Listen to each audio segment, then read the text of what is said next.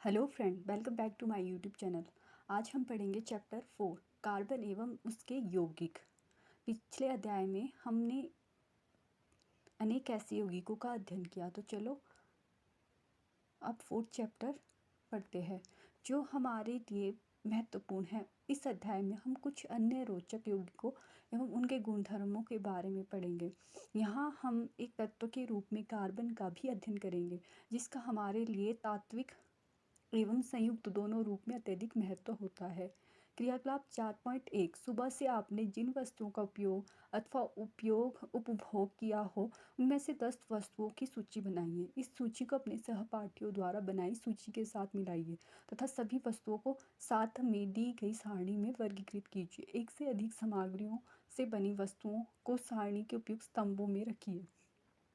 आपके द्वारा भरी हुई उपयुक्त सारणी के अंतिम स्तंभ में आने वाली वस्तुओं पर ध्यान दीजिए। आपके शिक्षक आपको बताएंगे कि इनमें से अधिकांश वस्तुएं कार्बन के यौगिक से बनी हैं। इसका परीक्षण करने के लिए क्या आप कोई विधि सोच सकते हैं? कार्बन से युक्त यौगिक को जलाने पर क्या उत्पाद मिलेगा? क्या आप उसकी पुष्टि करने वाले किसी परीक्षण को जानते हैं? आपके द्वारा सूचीबद्ध की गई भोजन, कपड़े, दवाइयों, पुस्तकों आदि अनेक वस्तुएं इस सर्वतोमुखी तत्व कार्बन पर आधारित होती है। इनके अतिरिक्त सभी सजीव संरचनाएं कार्बन पर आधारित होती है। भूपर पट्टी तथा वायुमंडल में अत्यंत अल्प मात्रा में कार्बन उपस्थित है। भूपर पट्टी में खनिजों जैसे कार्बोनेट, हाइड्रोजन कार्बोनेट, कोयला एवं पेट्रोलियम के रूप में केवल 0.02% कार्बन उपस्थित है तथा वायुमंडल में 0.03% कार्बन डाइऑक्साइड उपस्थित है। प्रकृति में इतनी अल्प मात्रा में कार्बन उपस्थित होने के बावजूद कार्बन का अत्यधिक महत्व है। इस अध्याय में हम कार्बन के इन गुणों का अध्ययन करेंगे जिनके कारण कार्बन इतना महत्वपूर्ण है। कार्बन में आबंधन, संयोजी आबंध। पिछले अध्याय में हमने आयनिक यौगिकों के गुणधर्मों का अध्ययन किया। हमने देखा कि आयनिक यौगिकों के गलनांक एवं क्वथनांक उच्च होते हैं तथा ये विलयन में अथवा गलित अवस्था में विद्युत चालन करते हैं। हमने देखा कि आयनिक यौगिकों में आबंधन की प्रकृति इन गुणधर्मों की व्याख्या करती है। जैसा कि हमने अध्याय 2 में देखा, अधिकांश कार्बन यौगिक अच्छे विद्युत चालक नहीं होते हैं। उपरोक्त यौगिकों के क्वथनांक एवं गलनांकों, जो कि आयनिक यौगिक के क्वथनांक तथा गलनांक की तुलना में काफ़ी कम है, के आधार पर हम इस निष्कर्ष पर पहुंच सकते हैं कि इन परमाणुओं के बीच प्रबल आकर्षण बल नहीं है। चूँकि अधिकांशतः ये यौगिक विद्युत के कुचालक होते हैं, अतः हम यह निष्कर्ष तक पहुंच सकते हैं कि इन यौगिकों के आबंधन में किसी आयन की उत्पत्ति नहीं होती। कक्षा 9 में हमने विभिन्न तत्वों की संयोजन क्षमता तथा संयोजकता, इलेक्ट्रॉन की संख्या पर उनकी निर्भरता के बारे में अध्ययन किया। अब हम कार्बन के इलेक्ट्रॉनिक विन्यास के बारे में अध्ययन करेंगे। कार्बन की परमाणु संख्या 6 है। कार्बन के विभिन्न कक्षों में इलेक्ट्रॉन का वितरण कैसा होगा? कार्बन में कितने संयोजकता इलेक्ट्रॉन होंगे? हम जानते हैं कि बाहरी कोश को पूरी तरह से भर देने अर्थात उत्कृष्ट गैस विन्यास को प्राप्त करने की प्रवृत्ति के आधार पर तत्वों की अभिक्रियाशीलता समझाई जाती है। आयनिक यौगिक बनाने वाले तत्व सबसे बाहरी कोश से इलेक्ट्रॉन प्राप्त करके या उनका ह्रास करके उसे प्राप्त करते हैं। कार्बन के सबसे बाहरी कोश में 4 इलेक्ट्रॉन होते हैं तथा उत्कृष्ट गैस विन्यास को प्राप्त करने के लिए इनको 4 इलेक्ट्रॉन प्राप्त करने या खोने की आवश्यकता होती है।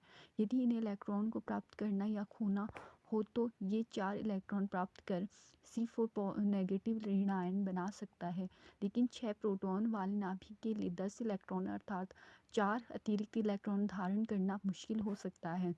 ये 4 इलेक्ट्रॉन खोकर C4 धनायन बना सकता है, लेकिन 4 इलेक्ट्रॉन को खोकर 6 प्रोटॉन वाले नाभिक में केवल 2 इलेक्ट्रॉन का कार्बन धनायन बनाने के लिए अत्यधिक ऊर्जा की आवश्यकता होगी।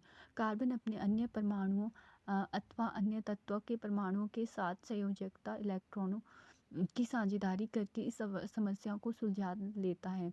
केवल कार्बन ही नहीं बल्कि अनेक अन्य तत्व भी इसी प्रकार इलेक्ट्रॉनों की साझेदारी करके अणुओं का निर्माण करते हैं। जिन इलेक्ट्रॉनों की साझेदारी की जाती है वे दोनों परमाणुओं के बाहरी कोश की ही होते हैं तथा इनके फलस्वरूप दोनों ही परमाणु उत्कृष्ट गैस विन्यास की स्थिति को प्राप्त करते हैं। कार्बन की यौगिकों की चर्चा करने से पहले इलेक्ट्रॉनों की साझेदारी से बने कुछ सामान्य अणुओं को समझते हैं। इस तरह से बने अणुओं में सबसे सामान्य अणु हाइड्रोजन का है। जैसा कि आपने पहले अध्ययन किया है, हाइड्रोजन की परमाणु संख्या 1 है, अतः इसके के कोश में एक इलेक्ट्रॉन है तथा के कोश को भरने के लिए इसको एक और इलेक्ट्रॉन की आवश्यकता होती है। इसलिए हाइड्रोजन के दो परमाणु अपने इलेक्ट्रॉन की साझेदारी करके हाइड्रोजन का अणु H2 बनाते हैं। परिणाम स्वरूप हाइड्रोजन का प्रत्येक अणु अपने निकटतम उत्कृष्ट गैस हीलियम के इलेक्ट्रॉन विन्यास को प्राप्त करता है, जिसके के कोश में 2 इलेक्ट्रॉन होते हैं। संयोजकता इलेक्ट्रॉन दर्शाने के लिए हम बिंदुओं तथा क्रॉस का उपयोग कर सकते हैं। इलेक्ट्रॉन के सहभागी युग्म हाइड्रोजन के दो परमाणुओं के बीच संयोजी एक आबंध बनाते हैं। इस आबंध को दो परमाणुओं के बीच एक रेखा के द्वारा भी व्यक्त किया जाता है, जैसा कि चित्र 4.2 में दिखाया गया है। क्लोरीन की परमाणु संख्या 17 है। इसका इलेक्ट्रॉनिक विन्यास तथा संयोजकता क्या होगी? इलेक्ट्रॉन द्विपरमाणुक अणु Cl2 बनाती है। क्या आप इस अणु की इलेक्ट्रॉन बिंदु संरचना बना सकते हैं?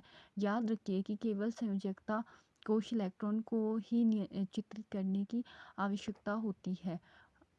ऑक्सीजन के दो परमाणुओं के बीच द्विआबंधन का बनना दिखाई देता है। ऐसा इसलिए होता है क्योंकि ऑक्सीजन के परमाणु के L कोश में 6 इलेक्ट्रॉन होते हैं। ऑक्सीजन की परमाणु संख्या 8 है तथा इसे अष्टक पूरा करने के लिए 2 और इलेक्ट्रॉन की आवश्यकता होती है।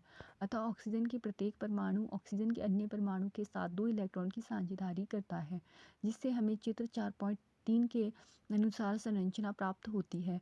ऑक्सीजन के प्रत्येक परमाणु के द्वारा प्रदान किए गए 2 इलेक्ट्रॉनों से इलेक्ट्रॉनों के 2 सहभागी युग्म प्राप्त होते हैं। इसे दो परमाणुओं के बीच द्विआबंध बनना कहते हैं। क्या अब आप जल के अणु को चित्रित कर सकते हैं जिसमें ऑक्सीजन के एक परमाणु तथा हाइड्रोजन के दो परमाणुओं के बीच आबंधन की प्रकृति को दर्शाया गया है? इस अणु में एक आबंध है अथवा द्विआबंध। नाइट्रोजन के द्विपरमाणु अणु में कैसा आबंध होगा? नाइट्रोजन की परमाणु संख्या 7 है। इसका इलेक्ट्रॉनिक विन्यास तथा संयोजन क्षमता क्या होगी? अष्टक प्राप्त करने के लिए नाइट्रोजन के एक अणु में नाइट्रोजन का प्रत्येक परमाणु 3 इलेक्ट्रॉन देता है, जिससे इलेक्ट्रॉन के 3 सहभागी युग्म प्राप्त होते हैं। इसे दो परमाणुओं के बीच त्रिआबंध का बनना कहा जाता है। N2 की इलेक्ट्रॉन बिंदु संरचना तथा इसके त्रिआबंध को चित्र 4.4 के अनुसार दर्शाया जा सकता है। अमोनिया के अणु का सूत्र NH3 है। क्या आप इस अणु की इलेक्ट्रॉन बिंदु संरचना को चित्रित कर सकते हैं जिसमें यह दर्शाया गया हो कि कैसे सभी 4 परमाणुओं को उत्कृष्ट गैस विन्यास की स्थिति प्राप्त हुई? इन अणुओं में एक द्वि अथवा त्रिकोण सा आबंध होगा। अब हम मीथेन को देखते हैं, जो कार्बन का यौगिक है। इथेन के रूप में मीथेन का अधिकाधिक उपयोग होता है तथा यह बायोगैस एवं संपीड़ित प्राकृतिक गैस का प्रमुख घटक है। यह कार्बन के सर्वाधिक सरल यौगिकों में से एक है। मीथेन का सूत्र CH4 है। जैसा कि आप जानते हैं कि हाइड्रोजन की संयोजकता 1 है। कार्बन चतुसंयोजक है क्योंकि इसमें 4 संयोजकता इलेक्ट्रॉन होते हैं। उत्कृष्ट गैस विन्यास की स्थिति को प्राप्त करने के लिए कार्बन इन इलेक्ट्रॉनों की साझेदारी हाइड्रोजन के 4 परमाणुओं के साथ करता है, जैसा कि चित्र 4.5 में दिखाया गया है। इस प्रकार दो परमाणुओं के बीच इलेक्ट्रॉन के एक युग्म की साझेदारी के द्वारा बनने वाले आबंध सहसंयोजी आबंध कहलाते हैं। सहसंयोजी आबंध वाले अणुओं में भीतर तो प्रबल आबंध होता है, लेकिन इनका आणविक बल दुर्बल होता है। फलस्वरूप इन यौगिकों के क्वथनांक एवं गलनांक कम होते हैं। चूंकि परमाणुओं के बीच इलेक्ट्रॉनों की साझेदारी होती है और आवेशित कण बनते हैं, सामान्यतः ऐसे सहयोजी यौगिक विद्युत के कुचालक होते हैं। कार्बन के अपरूप। प्रकृति में कार्बन तत्व अनेक विभिन्न भौतिक गुणों के साथ विविध रूपों में पाया जाता है। हीरा एवं ग्रेफाइट दोनों ही कार्बन के परमाणुओं से बने हैं। कार्बन के परमाणुओं के परस्पर आबंध के तरीकों के आधार पर ही इनमें अंतर होता है। हीरे में कार्बन का प्रत्येक परमाणु कार्बन के 4 अन्य परमाणुओं के साथ आबंधित होता है, जिससे एक दृढ़ आयामी संरचना बनती है। ग्रेफाइट में कार्बन के प्रत्येक परमाणु का आबंध व कार्बन के 3 अन्य परमाणुओं के साथ एक ही तल पर होता है, जिससे षटकोणीय व्यूह मिलता है। इनमें से एक आबंध द्विआबंधीय होता है, जिसके कारण कार्बन की संयोजकता पूर्ण होती है। ग्रेफाइट की संरचना में षटकोणीय तल एक दूसरे के ऊपर व्यवस्थित होते हैं। इन दो विभिन्न संरचनाओं के कारण हीरे एवं ग्रेफाइट के भौतिक गुणधर्म अत्यंत भिन्न होते हैं, जबकि इनके रासायनिक गुणधर्म एक समान होते हैं। हीरा अब तक का ज्ञात सर्वाधिक कठोर पदार्थ है, जबकि ग्रेफाइट चिकना तथा फिसलशील है। और पिछले अध्याय में आपने जिन अधातुओं के बारे में अध्ययन किया, उनके विपरीत ग्रेफाइट विद्युत का सुचालक होता है। शुद्ध कार्बन को अत्यधिक उच्च दाब एवं ताप पर उपचारित करके हीरे को संश्लेषित किया जा सकता है। ये संश्लिष्ट हीरे आकार में छोटे होते हैं, लेकिन अन्यथा ये प्राकृतिक हीरों में अभेदनीय होते हैं। फुलेरीन कार्बन अपरूप का अन्य वर्ग है। सबसे पहले C60 की पहचान की गई, जिसमें कार्बन के परमाणु फुटबॉल के रूप में व्यवस्थित होते हैं। चूँकि यह अमेरिकी आर्किटेक्ट बंकमिंस्टर फुलर द्वारा डिज़ाइन किए गए जियोडेसिक गुंबद के समान लगते हैं, इसलिए इस अणु को फुलेरीन नाम दिया गया है। कार्बन की सर्वतोमुखी प्रकृति। विभिन्न तत्वों एवं यौगिकों में हमने इलेक्ट्रॉनों की साझेदारी द्वारा सहसंयोजी आबंध का निर्माण देखा। हमने सरल कार्बन यौगिक मीथेन की संरचना भी देखी। अध्याय के आरंभ में हमने देखा कि कितनी वस्तुओं में कार्बन पाया जाता है। वस्तुतः हम स्वयं ही भी कार्बन के यौगिकों से बने हुए हैं। हाल ही में रसायन शास्त्रियों द्वारा सूत्र सहित ज्ञात कार्बन यौगिकों की गणना की गई, जो लगभग कई मिलियन या की गई। अन्य सभी तत्वों के यौगिकों को एक साथ रखने पर भी इनकी संख्या उन सब से कहीं अधिक है। ऐसा क्यों है कि यह गुणधर्म केवल कार्बन में ही मिलता है, किसी और तत्वों में नहीं? सहसंयोजी बंध की प्रकृति के कारण कार्बन में बड़ी संख्या में यौगिक बनाने की क्षमता होती है। कार्बन में 2 कारक देखे गए हैं। कार्बन में कार्बन के ही अन्य परमाणुओं के साथ आबंध बनाने की अद्वितीय क्षमता होती है, जिससे बड़ी संख्या में अणु बनते हैं। इस गुण को श्रृंखलन कहते हैं। इन यौगिकों में कार्बन की लंबी श्रृंखला, कार्बन की विभिन्न शाखाओं वाली श्रृंखला अथवा वलय में व्यवस्थित कार्बन भी पाए जाते हैं। साथ ही कार्बन के परमाणु एक द्वि तथा त्रि आबंध से जुड़े हो सकते हैं। कार्बन परमाणुओं के बीच केवल एक आबंध से जुड़े कार्बन के यौगिक संतृप्त यौगिक कहलाते हैं।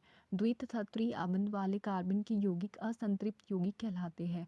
कार्बन यौगिक में जिस सीमा तक श्रृंखलन का गुण पाया जाता है, वह किसी और तत्व में नहीं मिलता है।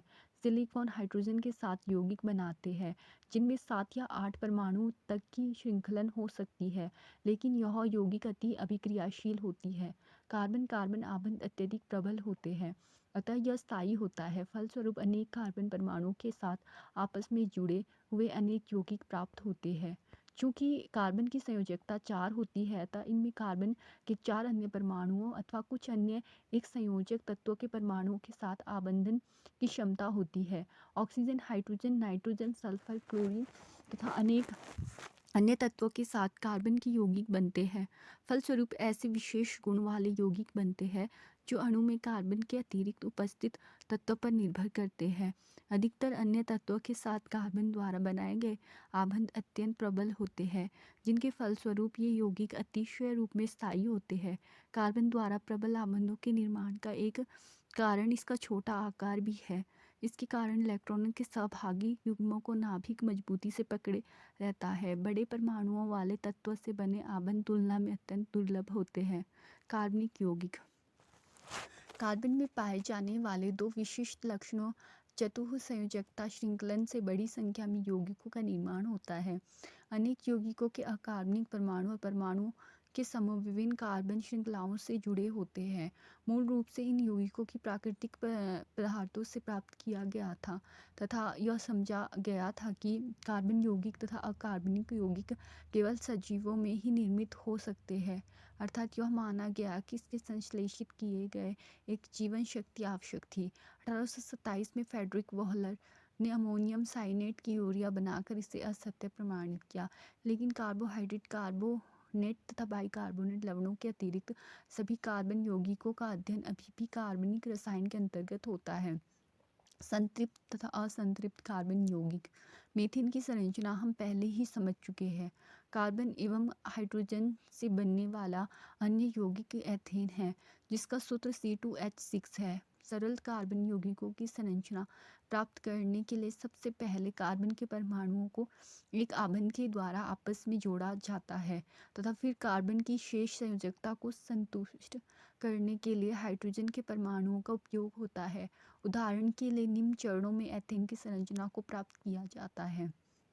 सी का बॉन्ड सी के साथ होता है ही एक आबंध के द्वारा जुड़े कार्बन परमाणु हैं। प्रत्येक कार्बन परमाणुओं की 3 संयोजकता असंतुष्ट रहती है तो प्रत्येक आबंध 3 हाइड्रोजन परमाणुओं के साथ किया जाता है, जिससे निम्न प्राप्त होता है। यहाँ पर सी 2 बारी दिखाए गए हैं, जिसमें H के 6 अणु जुड़े हैं।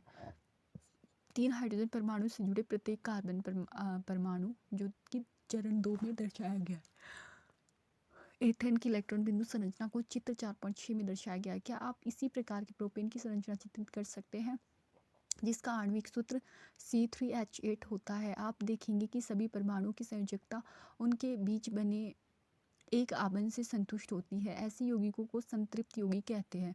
सामान्यतः ये यौगिक अधिक अभिक्रियाशील नहीं होते, किंतु कार्बन एवं हाइड्रोजन के अन्य यौगिकों का सूत्र C2H4 है, जिसे एथीन कहते हैं। इस अणु को कैसे चित्रित कर सकते हैं, हम पहले जैसे चरणबद्ध विधि अपनाएंगे। सी के साथ बॉन्ड एक आबंध के द्वारा जुड़े कार्बन परमाणु है। H यहाँ पर 2 कार्बन के परमाणुओं के साथ 4 हाइड्रोजन के परमाणु जुड़े हैं। हम देखते हैं कि प्रति कार्बन परमाणु की एक संयोजकता असंतुष्ट रहती है। इसको तभी संतुष्ट किया जा सकता है जब 2 कार्बन के बीच द्विआबंध हो, जिससे हमें निम्न प्राप्त हो। यहाँ पर अगर सी के साथ डबल बॉन्ड दिया गया है, एथीन की इलेक्ट्रॉन बिंदु संरचना दी गई है। हाइड्रोजन और कार्बन के एक अन्य यौगिकों का सूत्र C2H-2 है, जिसे एथाइन कहते हैं। क्या आप एथाइन की इलेक्ट्रॉनिक बिंदु संरचना का चित्रण कर सकते हैं? इसकी संयोजकता को संतुष्ट करने के लिए 2 कार्बन परमाणुओं के बीच कितने आबंध आवश्यक है?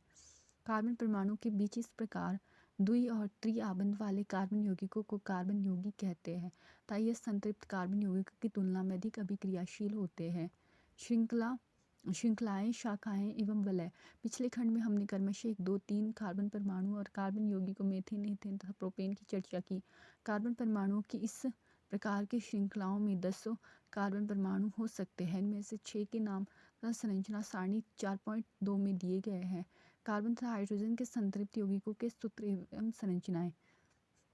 कार्बन की परमाणु की संख्या, नाम, सूत्र और संरचना। मीथेन CH4 सूत्र, यहाँ पर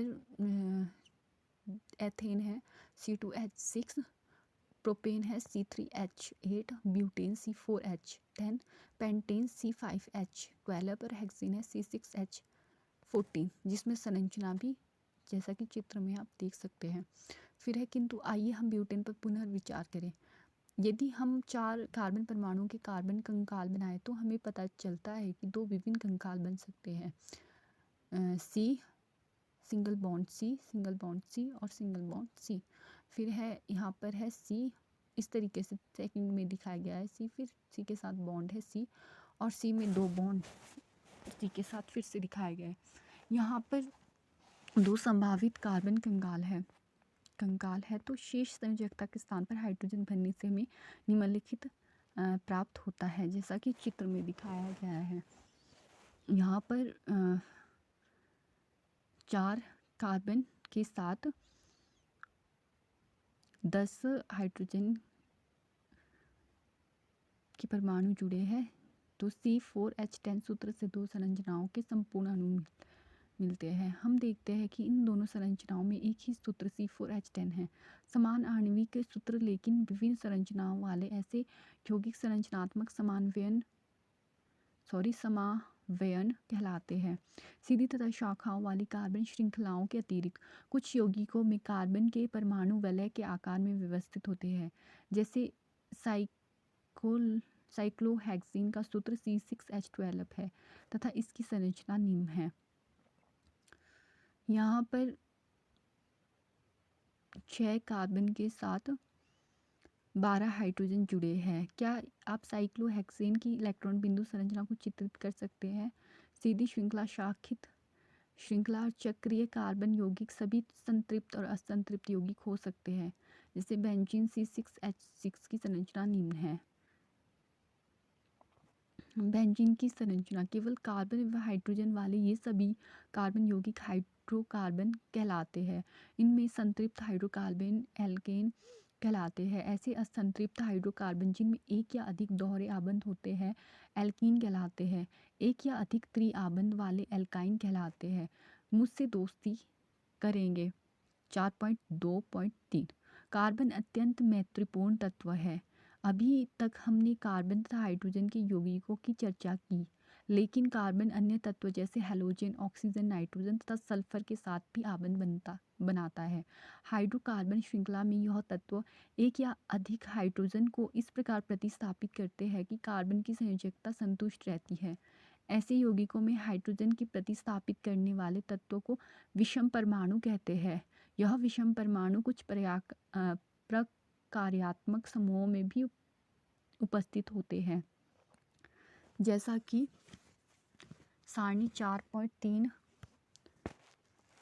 में दिया गया है। यह विषम परमाणु और प्रकार्यात्मक समूह जिनमें यह उपस्थित होते हैं यौगिकों को विशिष्ट गुण प्रदान करते हैं। यह गुण कार्बन श्रृंखला की लंबाई और प्रकृति पर निर्भर नहीं होते हैं। फलस्वरूप यह प्रकार्यात्मक समूह फंक्शनल ग्रुप कहलाते हैं। सारणी 4.3 में कुछ महत्वपूर्ण प्रकार्यात्मक समूह दिए गए हैं। एकल रेखा के द्वारा समूह की मुक्त संयोजकता और संयोजकताएं दर्शाई गई हैं। हाइड्रोजन के एक या अधिक अणुओं को प्रतिस्थापित करके इस संयोजकता के द्वारा प्रकार्यात्मक समूह कार्बन श्रृंखला से जुड़े रहते हैं। विषम परमाणु ClBr कार्बन यौगिकों का प्रकार हेलो क्लोरो ब्रोमो एल्केन। प्रकार्यात्मक समूह या फॉर्मूला ClBr हाइड्रोजन परमाणु के प्रतिस्थापित ऑक्सीजन। यहाँ पे अल्कोहल, दूसरा एल्डिहाइड, 3 कीटोन और ऑक्जेलिक अम्ल। जो अल्कोहल है उसमें OH आता है, एल्डिहाइड में C सिंगल बॉन्ड H के साथ double bond O, ketone C double bond O और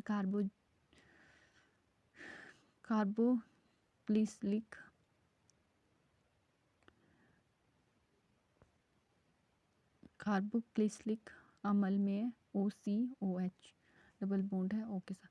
यहाँ समझाते श्रेणी आपने देखा कि कार्बन परमाणु को आपस में जोड़कर विभिन्न लंबाई की श्रृंखला बनाई जा सकती है।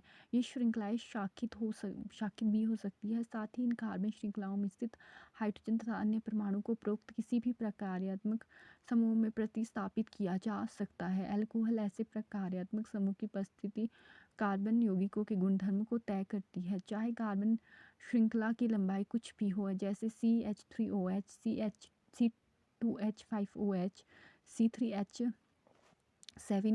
C4H9OH के रासायनिक गुणधर्मों के में अत्यधिक समानता है। अतः यौगिकों की ऐसी श्रृंखला जिसमें कार्बन श्रृंखला में स्थित हाइड्रोजन को एक ही प्रकार का प्रकार्यात्मक समूह प्रतिस्थापित करते हैं, इसे समजातीय श्रेणी कहते हैं। अब हम सारणी 4.2 में वर्णित समजातीय श्रेणी को देखेंगे। यदि हम उत्तरोत्तर यौगिकों के सूत्रों को देखें, जैसे CH4 तथा C2H6, इनमें एक CH2 इकाई का अंतर है। C2H6 तथा C3H8, इनमें एक CH2 इकाई का अंतर है। अगले युग्म प्रोपेन C3H8 तथा ब्यूटेन C4H10 में क्या अंतर है? क्या आप इन युग्मों के आणविक द्रव्यमानों में अंतर ज्ञात कर सकते हैं? कार्बन का परमाणविक द्रव्यमान 12U है तथा हाइड्रोजन का परमाणविक द्रव्यमान 1U है। इसी प्रकार एल्कीनों की समजातीय श्रेणी को देखिए। श्रेणी का पहला सदस्य एथीन है, जिसके बारे में हम पहले ही अनुभाग 4.2.1 में अध्ययन कर चुके हैं। एथीन का सूत्र क्या है? उत्तरोत्तर सदस्यों के सूत्र C3H6, C4H8 तथा C5H10 है। क्या इनमें से भी CH2 इकाई का अंतर है? क्या आपको इन यौगिकों में कार्बन एवं हाइड्रोजन के परमाणुओं की संख्या के बीच में कोई संबंध प्रतीत होता है? एल्कीनों का सामान्य सूत्र CnH2n के रूप में लिखा जा सकता है तथा N 2, 3 और 4। क्या आप इसी प्रकार एल्कीनों तथा एल्काइनों का सामान्य सूत्र बना सकते हैं? जब किसी समजातीय श्रेणी में आणविक द्रव्यमान बढ़ता है तो भौतिक गुणधर्मों में क्रमबद्धता दिखाई देती है। ऐसा इसलिए होता है क्योंकि आणविक द्रव्यमान के बढ़ने के साथ गलनांक एवं क्वथनांक में वृद्धि होती है। किसी विशेष विलायक में विलेयता जैसे भौतिक गुणधर्म भी इसी प्रकार की क्रमबद्धता दर्शाते हैं, किंतु पूर्ण रूप से प्रकार्यात्मक समूह के द्वारा सुनिश्चित किए जाने वाले रासायनिक गुण समजातीय श्रेणी में एक समान बने रहते हैं। क्रियाकलाप 4.2 सूत्रों तथा आणविक द्रव्यमानों में अंतर की गणना कीजिए।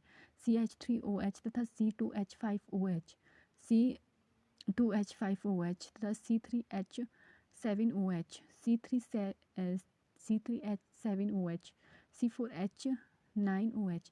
क्या इन तीनों में कोई समानता है? क्या परिवार तैयार करने के लिए इन अल्कोहल को कार्बन परमाणु के बढ़ते हुए क्रम में व्यवस्थित कीजिए? क्या इनको एक समजातीय श्रेणी का परिवार कहा जा सकता है? सारणी 4.3 में दिए गए अन्य प्रकार्यात्मक समूहों के लिए 4 कार्बनों तक के यौगिकों वाले समजातीय श्रेणी तैयार कीजिए। कार्बन यौगिकों की नाम पद्धति।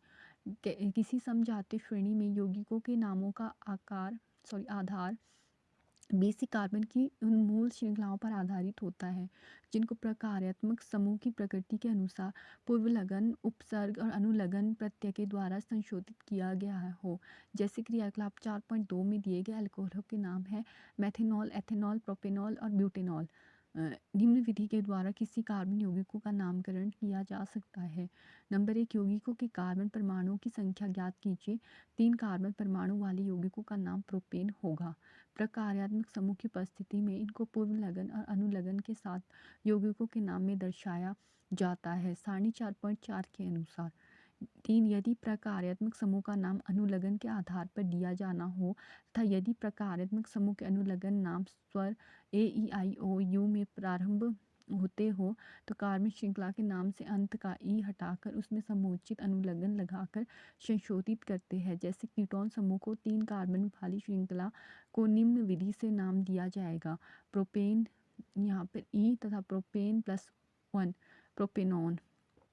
असंतृप्त कार्बन श्रृंखला में कार्बन श्रृंखला के नाम से दिए गए अंतिम ANE को सारणी 4.4 के अनुसार ईन या YNE वाइन आइन से प्रतिस्थापित किया गया। जैसे द्विआबंध वाली 3 कार्बन की श्रृंखला प्रोपीन कहलाती है। त्रिआबंध होने पर यह प्रोपाइन कहलाएगी।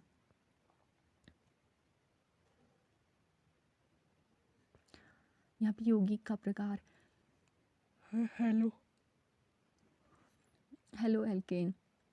पूर्व लगन है क्लोरो और ब्रोमो। यहाँ पे आ गया क्लोरोप्रोपेन। दूसरा है अल्कोहल, अनुलगन है OL, OH लग गया। यहाँ पे आ गया प्रोपेनॉल। एल्डिहाइड, अनुलगन है AL, प्रोपेनेल। कीटोन, अनुलगन है ONE, प्रोपेनॉन। जैसा कि चित्र में दिखाया गया है। 5 है कार्बोक्सिलिक अम्ल। अगर अनुलगन लग गया तो यहाँ पे आ गया प्रोपेनोइक अम्ल। प्रोपेन में प्रोपेनोइक अम्ल। एल्कीन ईन। यहाँ पर एल्कीन समूह में अगर प्रोपीन है, प्रोपीन में ईन लग गया, हो गया प्रोपीन। एल्कीन में। एल्काइन में हो जाएगा प्रोपाइन जब यहाँ इन लगा YN।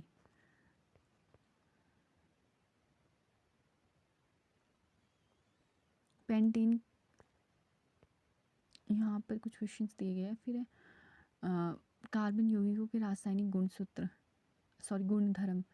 इस भाग में हम कार्बन यौगिकों में कुछ रासायनिक गुणधर्मों का अध्ययन करेंगे।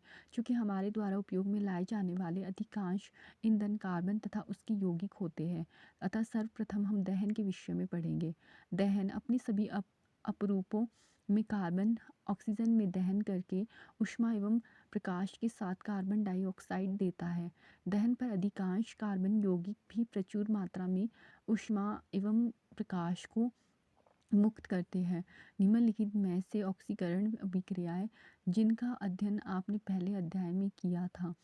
C+O2 = CO2 ऊष्मा एवं प्रकाश। CH4+O2 CO2+H2O ऊष्मा एवं प्रकाश। CH3CH2OH+O2 equal to CO2+H2O plus ऊष्मा एवं प्रकाश। पहले अध्याय में अध्ययन की गई विधि 2 और 3 अभिक्रियाओं को संतुलित कीजिए। क्रियाकलाप 4.3। सावधानी, इस क्रियाकलाप के लिए शिक्षक का पर्यवेक्षण अनिवार्य है। एक स्पैचुला में एक एक करके कुछ कार्बन यौगिक नैप्थलीन कैम्फर अल्कोहल को लेकर जलाइए। ज्वाला की प्रकृति का परीक्षण कीजिए तथा लिखिए कि धुआं उत्पन्न हुआ या नहीं। ज्वाला के ऊपर धातु की एक तश्तरी रखिए। इनमें से किसी भी यौगिक के कारण या तश्तरी का कोई निक्षेपण हुआ। क्रियाकलाप 4.4। एक बुनसेन बर्नर जलाइए तथा विभिन्न प्रकार की ज्वालाएं धुएं की उपस्थिति को प्राप्त करने के लिए उसके आधार पर वायु छिद्र को व्यवस्थित कीजिए। पीली कजली ज्वाला कब प्राप्त हुई? नीली ज्वाला कब प्राप्त हुई? संतृप्त हाइड्रोकार्बन की सामान्य स्वच्छ ज्वाला निकलेगी, जबकि असंतृप्त हाइड्रोकार्बन में अत्यधिक काले धुएं और पीली ज्वाला निकलेगी। इसके परिणाम स्वरूप क्रियाकलाप 4.3 में धातु की तश्तरी पर कजली निक्षेपण होगा, लेकिन वायु की आपूर्ति को सीमित कर देने से अपूर्ण दहन होने पर संतृप्त हाइड्रोकार्बन से कजली ज्वाला निकलेगी। घरों में उपयोग में लाई जाने वाली गैस केरोसिन के स्टोव में वायु के लिए छिद्र होते हैं, जिससे पर्याप्त मात्रा में ऑक्सीजन समृद्ध मिश्रण जलकर स्वच्छ नीली ज्वाला देता है। यदि कभी बर्तन के तले काले होते हुए दिखाई दे तो उसका अर्थ होगा कि वायु छिद्र अवरुद्ध है तथा ईंधन का व्यर्थ व्यय हो रहा है। कोयले तथा पेट्रोलियम जैसे ईंधनों में कुछ मात्रा में नाइट्रोजन एवं सल्फर होते हैं। इनके दहन के फलस्वरूप सल्फर तथा नाइट्रोजन के ऑक्साइड का निर्माण होता है, जो पर्यावरण में प्रमुख प्रदूषक है। क्यों जलते हुए पदार्थ ज्वाला उत्पन्न करते हैं अथवा नहीं करते हैं? क्या आपने कभी कोयले एवं लकड़ी की अग्नि को देखा है? यदि नहीं तो अगली बार जब भी अवसर मिले तो आप ध्यान से देखिए कि लकड़ी तथा कोयले का जलना आरंभ होने पर क्या होता है। आपने देखा कि एक मोमबत्ती या गैस स्टोव की LPG जलते समय ज्वाला उत्पन्न करती है। यद्यपि आप देखेंगे कि अंगीठी में जलने वाला कोयला या तारकोल कभी कभी लाल रंग के समान उज्ज्वल होता है तथा बिना ज्वाला के ऊष्मा देता है। ऐसा इसलिए होता है क्योंकि केवल गैसीय पदार्थों के जलने पर ही ज्वाला उत्पन्न होती है। लकड़ी या तारकोल जलाने पर उपस्थित वाष्पशील पदार्थ वाष्पीकृत हो जाते हैं तथा आरंभ में ज्वाला के साथ जलते हैं। गैसीय पदार्थों के परमाणुओं को ताप देने पर एक दीप्त ज्वाला दिखाई देती है तथा उज्ज्वल होना आरंभ करती है। प्रत्येक तत्व के द्वारा उत्पन्न रंग एवं तत्व का भी लाक्षणिक गुण होता है। गैस स्टोव की ज्वाला में तांबे के तार को जलाने का प्रयास कीजिए तथा इसके रंग का प्रेक्षण कीजिए। आपने देखा कि अपूर्ण दहन से कज्जल उत्पन्न होते हैं, जो कार्बन होता है। उसके आधार पर आप मोमबत्ती की पीले रंग की ज्वाला का क्या कारण बताएंगे? कोयले एवं पेट्रोलियम का निर्माण। कोयले एवं पेट्रोलियम का निर्माण जैव मात्रा से हुआ है, जो विभिन्न जैविक भूवैज्ञानिक प्रक्रियाओं पर निर्भर करते हैं। कोयला लाखों वर्ष पुराने वृक्षों, फर्न अथवा अन्य पौधों का अवशेष है। संभवतः भूकंप अथवा ज्वालामुखी फटने के कारण ये धरती के चट्टानों की परतों के नीचे दब गए थे तथा धीरे धीरे क्षय होकर ये कोयला बन गए। जो तेल तथा गैस लाखों वर्ष पुराने छोटे समुद्री पौधे एवं जीवों के अवशेष हैं। उनके मृत होने पर उनके शरीर समुद्र तल में डूब गए तथा गांठ से ढक गए। उन मृत अवशेषों पर बैक्टीरियो के आक्रमण से प्रबल दाब के कारण तेल तथा गैस का निर्माण हुआ। इसी बीच गांठ धीरे धीरे दबकर चट्टान बन गया। चट्टान के छिद्रित भागों से तेल तथा गैस का रिसाव हुआ और ये पानी में स्पंज की तरह फंस गया। क्या आप अनुमान लगा सकते हैं कि कोयले तथा पेट्रोलियम को जीवाश्मी ईंधन क्यों कहते हैं? क्यों इसको जीवाश्मी जो ईंधन है उसे क्यों कहते हैं? ऑक्सीकरण। क्रियाकलाप 4.5। एक परख नली में लगभग 3 मिलीलीटर एथेनॉल लीजिए तथा इसे जल ऊष्मक में सावधानी से गर्म कीजिए। इस विलयन में क्षारीय के पोटेशियम परमैंगनेट का 5% एक एक बूंद करके डालिए। डालने पर आरंभ में पोटेशियम परमैंगनेट का रंग बना रहता है। अधिक मात्रा में डालने पर पोटेशियम परमैंगनेट का रंग लुप्त क्यों नहीं होता? प्रथम अध्याय में आपने ऑक्सीकरण की अभिक्रियाओं का अध्ययन किया। दहन करने पर कार्बन यौगिकों को सरलता से ऑक्सीकृत किया जा सकता है। इस पूर्ण ऑक्सीकरण के अतिरिक्त ऐसी अभिक्रियाएं भी होती है जिनमें अल्कोहल को कार्बोक्जिलिक अम्ल में बदला गया है। CH3 बॉन्ड CH2OH, क्षारीय KMnO4 प्लस ऊष्मा या अम्लीकृत K2Cr2O7 प्लस ऊष्मा CH3COOH। हम देखते हैं कि कुछ पदार्थों में अन्य पदार्थों को ऑक्सीजन देने की क्षमता होती है। इन पदार्थों को ऑक्सीकारक कहा जाता है। क्षारीय पोटेशियम परमैंगनेट अम्लीकृत पोटेशियम डाइकार्बोनेट अल्कोहल को अम्लों में ऑक्सीकृत करते हैं, अर्थात ये आरंभिक पदार्थों में ऑक्सीजन जोड़ते हैं, तब इसको ऑक्सीकारक कहते हैं। संकलन अभिक्रिया पैलेडियम अथवा निकल जैसे उत्प्रेरकों की उपस्थिति में असंतृप्त हाइड्रोकार्बन हाइड्रोजन जोड़कर संतृप्त हाइड्रोकार्बन देते हैं। उत्प्रेरक वे पदार्थ है जिनके कारण अभिक्रिया भिन्न दर से आगे बढ़ती है, जो अभिक्रिया को प्रभावित नहीं करते हैं। निकल उत्प्रेरक का उपयोग करके साधारणतः वनस्पति तेलों के हाइड्रोजनीकरण में इस अभिक्रिया का उपयोग होता है। वनस्पति तेलों में साधारणतः लंबी असंतृप्त कार्बन श्रृंखलाएं होती है, जबकि जंतु वसा में संतृप्त कार्बन श्रृंखलाएं होती हैं। R R C double bond C और आर आर निकल उत्प्रेरक H2H3 आर CCHH और आर। आपने देखा होगा कुछ विज्ञापनों में कहा जाता है कि वनस्पति तेल स्वास्थ्य वर्धक होते हैं। साधारणतः जंतु वसा में संतृप्त वसा अम्ल होते हैं जो स्वास्थ्य के लिए हानिकारक माने जाते हैं। भोजन पकाने के लिए असंतृप्त वसा अम्लों वाले तेलों का उपयोग करना चाहिए।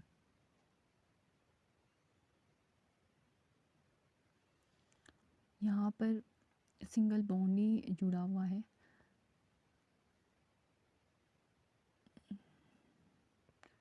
जहाँ पे RH CC इस तरीके से जुड़े हैं।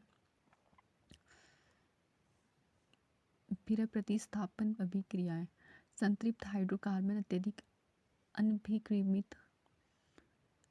अनभिकृत होते हैं तथा अधिकांश अभिकर्मकों की उपस्थिति में अक्रिय होते हैं। हालांकि सूर्य के प्रकाश की उपस्थिति में अति तीव्र अभिक्रिया में क्लोरीन का हाइड्रोकार्बन में संकलन होता है। क्लोरीन एक एक करके हाइड्रोजन के परमाणुओं का प्रतिस्थापन करती है। इसको प्रतिस्थापन अभिक्रिया कहते हैं, क्योंकि एक प्रकार का परमाणु अथवा परमाणुओं के समूह दूसरे का स्थान लेते हैं। साधारणतः उच्च समजातीय एल्केन के साथ अनेक उत्पादों का निर्माण होता है। CH4 प्लस Cl2 सूर्य के प्रकाश की उपस्थिति में CH3Cl प्लस HCl। कुछ महत्वपूर्ण कार्बन यौगिक एथेनॉल और एथेनॉइक अम्ल। अनेक कार्बन यौगिक हमारे लिए अनमोल होते हैं, किंतु यहाँ पर व्यावसायिक रूप से महत्वपूर्ण दो यौगिक एथेनॉल और एथेनॉइक अम्लों में गुणधर्मों का अध्ययन करेंगे। एथेनॉल के गुणधर्म। एथेनॉल कक्ष के ताप पर द्रव अवस्था में होता है। एथेनॉल के गलनांक एवं क्वथनांक के लिए सारणी 4.1 में देखिए। सामान्यतः एथेनॉल को एथेनॉल एल्कोहल कहा जाता है तथा यह सभी एल्कोहल पेय पदार्थों का महत्वपूर्ण अवयव होता है। इसके अतिरिक्त यह अच्छा विलायक होता है, इसीलिए इसका उपयोग tincture, iodine, cough syrup, tonic आदि जैसे औषधीय में होता है। एथेनॉल को किसी भी अनुपात में जल में मिलाया जा सकता है। तनु एथेनॉल की थोड़ी सी मात्रा लेने पर नशा आ जाता है। हालांकि अल्कोहल पीना निंदनीय है, लेकिन समाज में बड़े पैमाने पर प्रचलित है। लेकिन शुद्ध एथेनॉल परिशुद्ध अल्कोहल की थोड़ी सी मात्रा घातक सिद्ध हो सकती है। काफ़ी समय तक अल्कोहल का सेवन करने से स्वास्थ्य संबंधी कई समस्याएं उत्पन्न हो सकती है।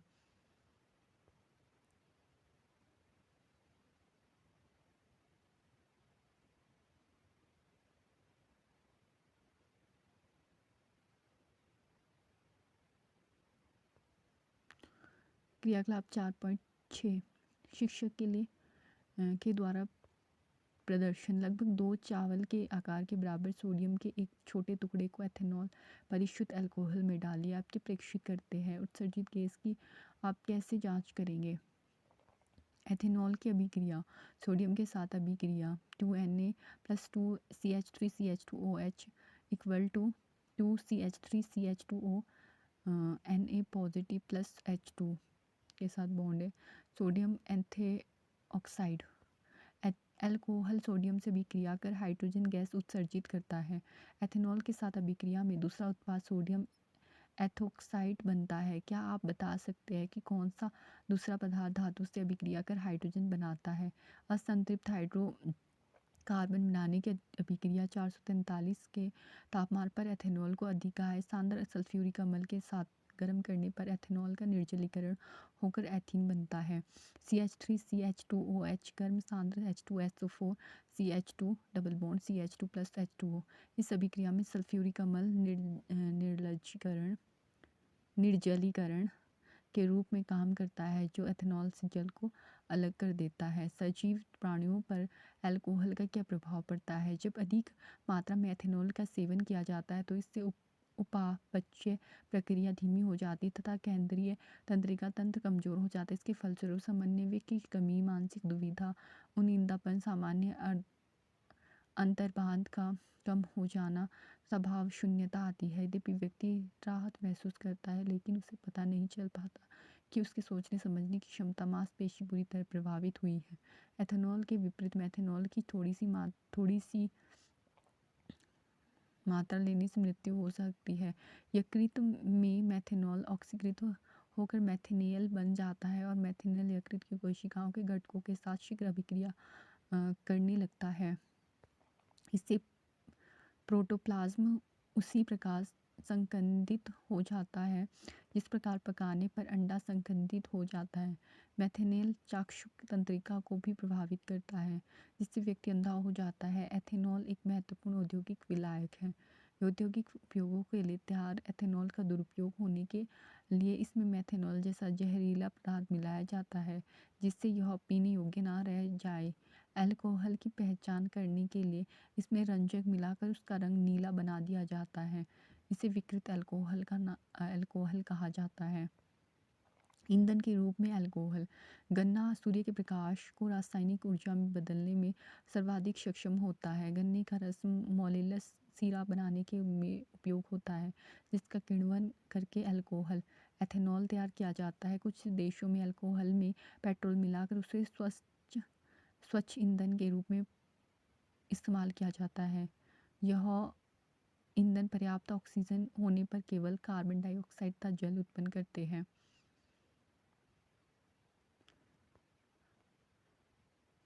एथेनॉइक अम्ल के गुणधर्म। एथेनॉइक अम्ल को सामान्यतः एसिडिक अम्ल कहा जाता है तथा यह कार्बोक्जिलिक अम्ल समूह से संबंधित है। एसिडिक अम्ल के 3 से 4% होता है तथा इसे अचार में परिरक्षक के रूप में इस्तेमाल किया जाता है।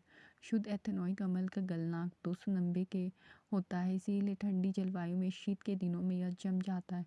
इस कारण इसे ग्लेशियल एसिडिक अम्ल कहते हैं। कार्बोक्जिलिक अम्ल कहा जाने वाला कार्बनिक यौगिकों के समूह का भी लक्षण उनकी अम्लीयता होती है। हालांकि खनिज अम्लों के विपरीत कार्बोक्जिलिक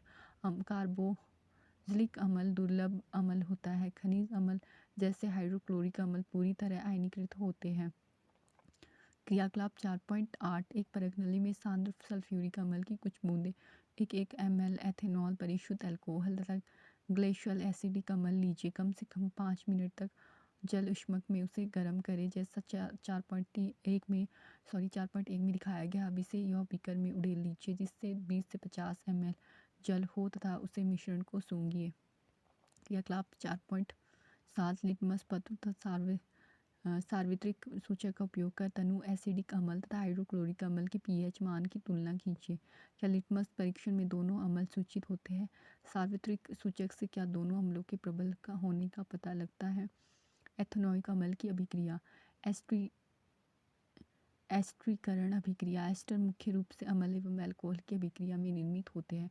एथेनॉइक अम्ल किसी अम्ल उत्प्रेरक की उपस्थिति में परिशुद्ध एथेनॉल से अभिक्रिया करके एस्टर बनाते हैं। CH3COOH प्लस CH2OH अम्ल CH3C double bond O single bond CH2 single bond CH3 plus H2O ethanoic अम्ल है। लेफ्ट हैंड साइड, फिर उसके बाद है लेफ्ट हैंड साइड एथेनॉल, फिर उसके बाद है जो बना है एस्टर प्लस H2O।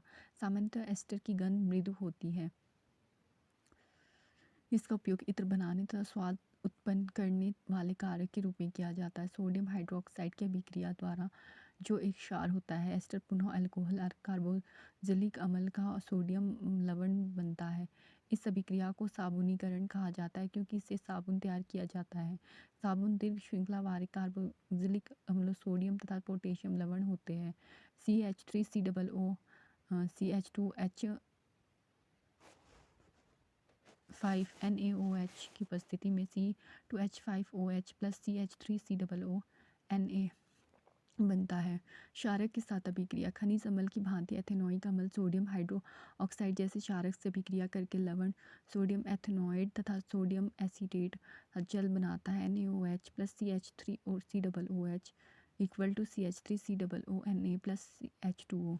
एथेनॉइक अम्ल कार्बोनेट तथा हाइड्रोजन कार्बोनेट से कैसे अभिक्रिया करता है, जानने के लिए आइए हम इस एक क्रियाकलाप करें। क्रियाकलाप 4.9 अध्याय 2 को क्रियाकलाप 2.5 के अनुसार उपकरण तैयार कीजिए। एक परत नली में एक स्पैचुला भरकर सोडियम कार्बोनेट लीजिए, इसमें 2 ml तनु एथेनॉइक अम्ल मिलाइए। आप क्या प्रेक्षित करते हैं? ताजे चूने के जल में इस गैस को प्रभावित कीजिए। आप क्या देखते हैं? क्या इस परीक्षण से एथेनॉइक अम्ल तथा सोडियम कार्बोनेट की अभिक्रिया में उत्पन्न गैस का पता चल सकता है? अब सोडियम कार्बोनेट के स्थान पर सोडियम हाइड्रोजन कार्बोनेट के साथ क्रियाकलाप दोहराइए। कार्बोनेट हाइड्रोजन कार्बोनेट के साथ अभिक्रिया एथेनॉइक अम्ल कार्बोनेट व हाइड्रोजन कार्बोनेट के साथ अभिक्रिया करके लवण कार्बन डाइऑक्साइड एवं जल बनाता है। इस अभिक्रिया में उत्पन्न लवण को सोडियम एसीटेट कहते हैं। 2CH3COOH plus Na2CO3 equal to 2CH3COONA plus H2O plus CO2। CH3COOH plus NaHCO3 equal to CH3COONA plus H2O plus CO2।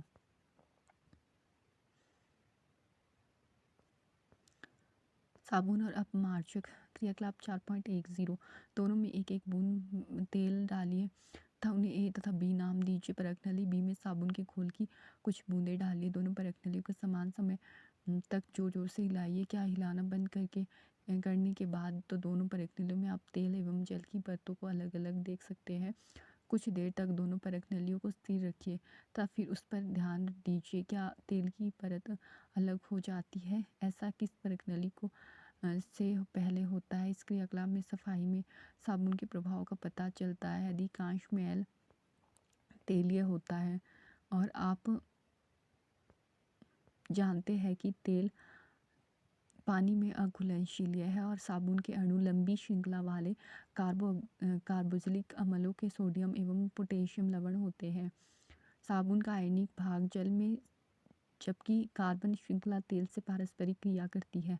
इस प्रकार साबुन के अणु मिसेली संरचना तैयार करते हैं जहां अणु का एक सिरा तेल कण की ओर तथा आयनिक सिरा बाहर की ओर होता है।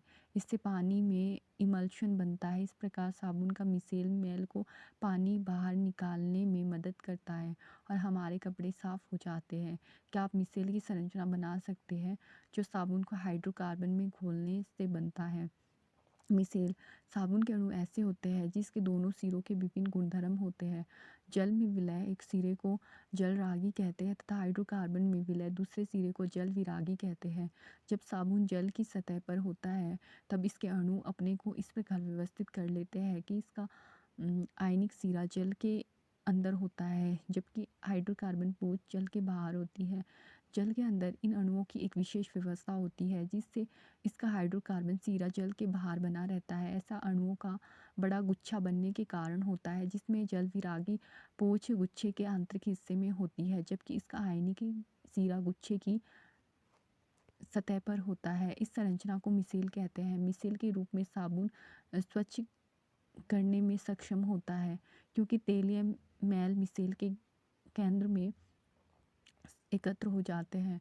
मिसेल विलयन में कोलाइड के रूप में बने रहते हैं तथा आयन आयन विकर्षण के कारण ये अवक्षेपित नहीं होते। इस प्रकार मिसेल में तैरते मैल आसानी से हटाए जा सकते हैं।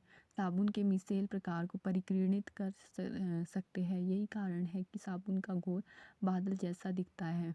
क्रियाकलाप 4.11 अलग अलग परख नलियों में 10 ml आंसू जल अथवा वर्षा जल एवं कठोर जल हैंडपंप या कुएं का जल लीजिए। दोनों में साबुन के घोल की कुछ बूंदें मिलाइए। दोनों परख नलियों का एक ही समय तक हिलाइए तथा उसमें बनने वाले झाग पर ध्यान दीजिए। किस परख नली में अधिक झाग बनता है? किस परख नली में श्वेत दही जैसा अवशेष प्राप्त होता है? शिक्षक के लिए निर्देश यदि आपके आसपास कठोर जल उपलब्ध नहीं है तो साधारण जल में hydrogen carbonate, sulphate, magnesium, calcium के क्लोराइड को कठोर जल तैयार कीजिए। घोल कर कठोर जल तैयार कीजिए। क्रियाकलाप 4.12 दो परख नलियाँ लीजिए और प्रत्येक में 10-10 ml कठोर जल लीजिए। एक में साबुन के घोल की 5 बूंदें और दूसरे में अपमार्जक के घोल की 5 बूंदें डालिए।